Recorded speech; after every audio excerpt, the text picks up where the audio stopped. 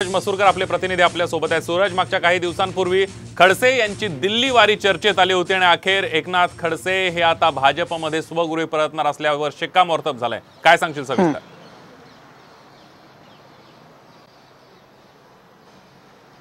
नक्कीच संदीप, ही जी बातमी येते त्या बातमीमुळे शरद पवार गटाला कुठेतरी मोठा धक्का मानला जातो आहे। लोकसभा निवडणुकीच्या पार्श्वभूमीवरती हा खरंच खूप मोठा धक्का आहे, कारण एकनाथ खडसे राष्ट्रवादीचे ज्येष्ठ नेते हे पुन्हा भाजपमध्ये स्वगृही परतणार आहेत। जेव्हा एकनाथ खडसे यांनी राष्ट्रवादीमध्ये प्रवेश केला होता तेव्हा त्यांना विधान परिषदेमध्ये घेतलं होतं, एक मोठा सन्मान त्यांचा झाला होता। मात्र आता पुन्हा एकनाथ खडसे हे भाजपमध्ये स्वगृही परतणार आहेत। जर का आता पाहायला गेलं तर भाजपमध्ये अशी चर्चा आहे की जर का एकनाथ खडसे हे पुन्हा भाजपमध्ये आले तर उत्तर महाराष्ट्रामध्ये लोकसभा निवडणूक लढवण्यासाठी आपल्याला मदत होईल। आणि यानंतर काही दिवसांपूर्वी एकनाथ खडसे हे दिल्लीला गेले होते। त्यांनी तेव्हा असं सांगितलं होतं की काही कोर्टाची कामं आहेत, पण अशी एक आता बातमी समोर येते की दिल्लीमध्ये ते त्याच कामासाठी गेले होते आणि आता त्यांच्या भाजपमध्ये प्रवेश करण्याच्या वरती शिक्कामोर्तब झालेला आहे। मात्र अद्याप तरी भाजपमध्ये नेमका कधी प्रवेश होणार आहे, तारीख नेमकी काय ही जरी कळली नसली तरी साम टीव्हीशी बोलताना एकनाथ खडसेंनी सांगितलेलं आहे की माझा भाजपमध्ये प्रवेश हा निश्चित होणार आहे। त्यानंतर एकनाथ खडसे यांनी अगदी सूरज, नेमकी आता तारीख काय याकडे सगळ्या महाराष्ट्राचं लक्ष लागलेलं असेल। धन्यवाद दिलेल्या सविस्तर माहितीबद्दल। या संदर्भातली दुसरी एक ब्रेकिंग बातमी आपण बघतोय। भाजपमध्ये जाणार असल्याची प्रतिक्रिया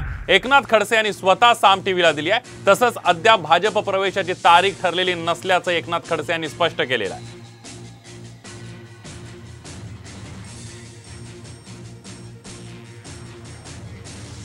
दरम्यान आता एकनाथ खडसे यांच्या भाजप प्रवेशावर प्रतिक्रिया यायला सुरुवात झाली। अशोक चव्हाण यांनी एकनाथ खडसेंच्या भाजप प्रवेशावर प्रतिक्रिया दिलेली आहे। काय म्हणाले चव्हाण, बघूया।